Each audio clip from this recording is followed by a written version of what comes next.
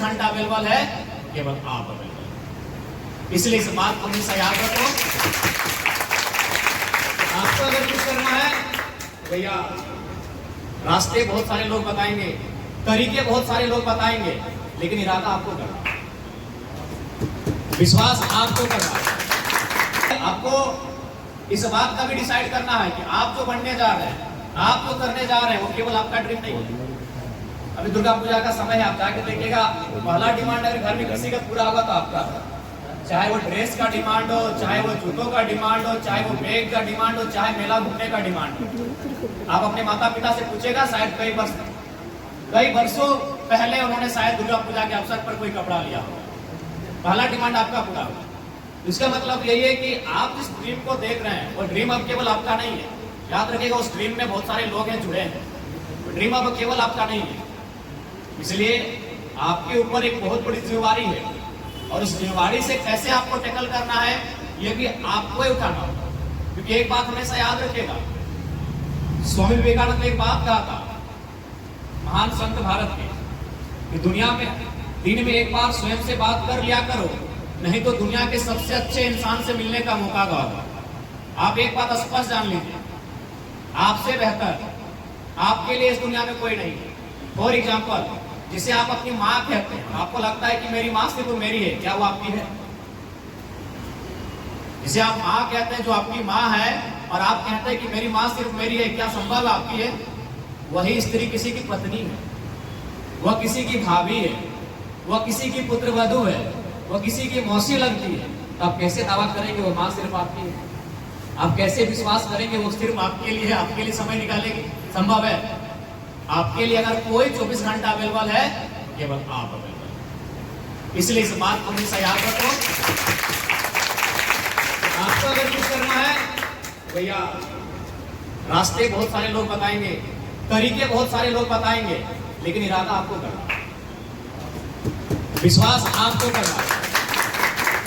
बिल्कुल हम भी आए तो अच्छा बात कह के चले जाएंगे, आपको 10 प्रकार के 11 प्रकार के तरीके बता के चले जाएंगे, लेकिन उसे इरादों में लाके संकल्पित होकर उस कार्य को करना आपकी जिम्मेदारी है। और हमें पूर्ण विश्वास है, जिस उम्र के पड़ाव में आप हो, यहाँ असंभव से जैसा कुछ नहीं होता है, यहाँ तकदीर जैसा, किस्मत जैसा कुछ नहीं होता है। आप अपनी तकदीर के भाग्य विधाता हो, आप अपनी किस्मत को अपनी कलम से लिखने वाले हो। यहाँ तकदीर और किस्मत बीच में रोड़ा बनकर नहीं आना चाहिए, मुझे ये आपसे आशा है। क्योंकि समय आपका अभाव है, मैं एक छोटी सी कहानी आपको सुनाना चाहूंगा। आपने नेपोलियन बोनापार्ट का नाम सुना होगा। जिस प्रकार भारत में सरदार पटेल का नाम लिया जाता है भारत के एकीकरण में, वही स्थान फ्रांस में नेपोलियन बोनापार्ट का है। उनके उम्र शायद 10 से 14 साल के बीच थी। उनकी एक बचपन की घटना है। उनकी माँ उन्हें लेकर एक ज्योतिष के पास गई थी। ज्योतिष तो हम लोग भी समझते हैं, जो हाथ की रेखाओं को देखते हैं, देखने के बाद कहते हैं कि ना ये इसका पढ़ाई लिखाई ठीक होगा, ये अफसर बनेगा, ये बनेगा, इसका शादी ऐसे होगा, नहीं होगा। तो बहुत तरह की मैंने गणनाएं करने लगते हैं आपकी हाथ की रेखाओं को देखने के बाद। तो नेपोलियन बोनापार्ट, उनकी माँ उन्हें लेकर गई थी। उस गणना करने वाले ने उनके हाथों को देखा और देखते ही कहा कि इसका जो जीवन है बड़ा कष्टदायी है, इसके जीवन में बहुत सारी अप्रिय घटनाएं होंगी, बड़ा दुखद और दुर्भाग्यपूर्ण जीवन होगा इनका। तो नेपोलियन बोनापार्ट ने कहा कि आप दावे के साथ ऐसा कैसे कर सकते हैं कि मेरा जीवन बड़ा कष्टकारी है? बोला देखो बाबू, इसमें हम क्या कर सकते हैं, तुम्हारी हाथ की लकीरें ऐसा कह रही है। तो नेपोलियन बोनापार्ट ने अगला सवाल उनसे कहा कि अगर मेरे हाथ की लकीरें ना रही तो? बोला ये कैसे हो सकता है, ये तो अच्छा मजाक है। तुम्हारे हाथ की लकीरें हैं मीन्स हैं, और हाथ की लकीरें ऊपर से नीचे ऐसे आई हैं तो आई हैं, दाएं गई हैं तो गई हैं, तो हाथ की लकीरें डिसाइड कर रही हैं। और नेपोलियन बोनापार्ट ने फिर दोहराया, अगर ना हो तो बोला ऐसा हो ही नहीं सकता।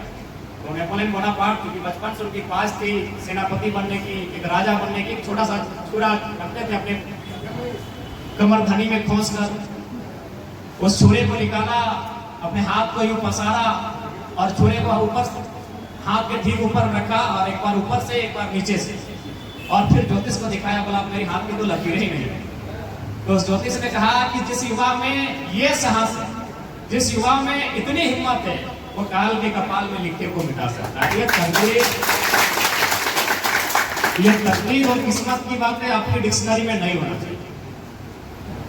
मैं अपनी बड़ाई नहीं करूंगा, लेकिन आप एक बार चाहें तो हमको गौर से देख सकते हैं। मेरे 2 साल के अनुभव को, मेरे 2 साल के घटनाक्रम को आप पढ़ सकते हैं। 2 साल पहले मेरे गांव के लोग मुझे ठीक से नहीं जानते थे। आज इस राज्य के बाहर के मुख्यमंत्री हमसे मिलना चाहते हैं। बकायदा आपने इंटरव्यू में सुना होगा, आसाम के मुख्यमंत्री हेमंत बिस्वा शर्मा, जो आज पॉलिटिक्स में बहुत बड़ा इमेज रखते हैं, उन्होंने मीडिया में कहा कि हम जरा हाथों से चाय पीना चाहते हैं। 2 साल पहले इस लड़के को कोई नहीं जानता था। जो मेरे साथी थे, जिनसे मैं फुटबॉल खेलता था, जिनके साथ मैं कॉलेज पढ़ने जाता था, उनके अलावा शायद मुझे कोई जानता था। लेकिन आज केवल 2 सालों के संघर्ष से मैंने अपने आप को यहाँ तक लेके आया और आज इस राज्य में एक चर्चा का विषय बना। चुनाव के परिणाम क्या होंगे नहीं होंगे मायने नहीं है, लेकिन कुछ दिन पहले आपने मेरा इंटरव्यू देखा होगा एक न्यूज चैनल, उसमें झारखंड के मुख्यमंत्री माननीय हेमंत सोरेन भी थे, पूर्व मुख्यमंत्री बाबूलाल मरांडी और चंपई सोरेन भी थे, पूर्व मुख्यमंत्री सुरेश महतो जी भी थे, 3 मंत्री, आपके गोड्डा से एक मंत्री हैं दीपिका पांडे जी भी थी, और 3-4 विधायक थे। सबने आया, सबसे बातचीत हुई कि राज्य को अब कैसे बनाएंगे, पेपर गड़बड़ी होता है, छात्र लगातार प्रोटेस्ट करते हैं, इस राज्य को कैसे बेहतर बनाएंगे। तो सबने कहा कि हम ये करेंगे वो करेंगे। पूरे उस कॉन्क्लेव में एक ही लड़का था जिसने स्पष्ट कहा कि यदि छात्रों के साथ, उनके भविष्य के साथ कोई खिलवाड़ किया, पहला काम हम लोग भी नियम से करेंगे, कायदे कानून से करेंगे, फिर भी बात नहीं बनी तो उन लोगों को दामोदर नदी में ले जाके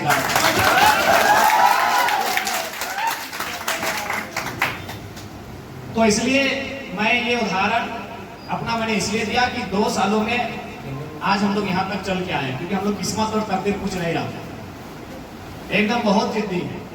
इतना जिद्दी है कि शायद 1-2 बज गया अभी तक खाना नहीं खाया। और आपको बताना चाहेंगे, लोकसभा का जो चुनाव हुआ था उसमें 10 दिन ऐसा बीता था, गर्मी का दिन था, हम 10 दिन नहाए नहीं थे, 10 दिन हम ब्रश नहीं किए थे, 5 बजे सोते थे, 8 बजे उठ के जाते थे। लोकसभा का जो अभी एमपी का चुनाव पार हुआ, 5 बजे सोते थे, 8 बजे उठ के जाते थे, केवल खुला करते थे और जो सुबह का क्रियाकलाप, उसके बाद गाड़ी में ही भोजन और केवल मीटिंग्स, केवल सभा। और आज उसका परिणाम हुआ कि पूरे भारत के इतिहास में 1952 से भारत में चुनाव होता है, हम चुनाव, पूरे भारत के इतिहास में पहली बार कोई लड़का इंडिपेंडेंट फर्स्ट टाइम चुनाव लड़के 3.5 लाख वोट ले गया पूरे भारत में। झारखंड की बात नहीं की, पूरे भारत में फर्स्ट टाइम, और कोई पब्लिक फिगर नहीं, कोई पब्लिक फिगर नहीं, एक आम लड़का जो गांव में रहता था, बस उसने अपनी एक और एक खास बात कि अपनी एक अलग इमेज बनाई। जैसे आज अगर मैं आपसे पूछूं कि चांद पे सबसे पहले कौन गया था, बताइए, मान लो चांद पे सबसे पहले कौन गया था? Neil Armstrong. दूसरे नंबर पे एडविन। तीसरे नंबर पे आपको भी नहीं मालूम, ईमानदारी से कहें हमें भी नहीं मालूम, अगर आपके शिक्षक जानते हैं तो अच्छी बात। अच्छा, हिमालय की सबसे ऊंची चोटी माउंट एवरेस्ट पे सबसे पहले कौन गया था? Edmund Hillary Tenzing. दूसरे नंबर पे आपको भी नहीं मालूम, मुझे भी नहीं मालूम, अंतरिक्ष में सबसे पहले कौन गए थे? यूरी गगरिन। दूसरे नंबर पे, तीसरे नंबर पे आपको भी नहीं मालूम, मुझे भी नहीं मालूम। इसका मतलब क्या है कि दुनिया नंबर 1 को याद रखें। अब ये आपको डिसाइड करना है कि आप किसी एक फील्ड में अपने आप को नंबर 1 बनाते हैं। एक छोटा सा उदाहरण देते हैं, मान के चले इन्हीं में से कुछ बहनें किसी हॉस्टल में पढ़ती हैं, हॉस्टल से रहकर आप पढ़ाई कर रहे हैं, किसी लॉज में रहती हैं, ठीक है। मेरे कहने का मतलब है आपके अंदर एक हुनर ऐसा होना चाहिए जिसको लेकर दुनिया आपको सर्च करे। अब मान के चलिए ये 3 बहनों का उदाहरण लेते हैं, इनका नाम है अनीता, सुनीता, कविता, फॉर एग्जाम्पल। ये तीनों बहन हॉस्टल से रह के पढ़ती हैं और तीनों अलग अलग कोचिंग में 5 किलोमीटर 4 किलोमीटर ट्यूशन करने जाती हैं। तीनों के जाने का टाइमिंग एक ही है और आने के टाइमिंग में आधा घंटा पौने घंटा का फर्क हो जाता है। अब क्या है कि सुनीता बहन को खाना बनाने आता है, ये चावल बनाना जानती है, लेकिन सब्जी बनाना कविता को आता है।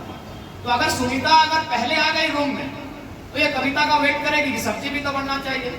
अब कविता को क्या है कि केवल सब्जी बनाना आता है, दाल बनाना अनीता को आता है, यानी फिर ये दोनों अनीता का वेट करेंगे कि जब तक अनीता नहीं आएगी तो दाल और सब्जी से तो नहीं हो, चटनी से तो नहीं होगा, दाल भी चाहिए। यानी ये दोनों मिलकर तीसरे का वेट करेंगे। यानी इसका मतलब क्या है कि तीनों में एक एक क्वालिटी है। अनीता में एक क्वालिटी है, सुनीता में एक क्वालिटी है और कविता में एक क्वालिटी है। लेकिन मान के चलिए अगर ये तीनों क्वालिटी केवल अनीता में होती तो अनीता पहले आती और ये दोनों का वेट नहीं करती, दाल भी बना लेती, चटनी भी बना लेती, भात भी बना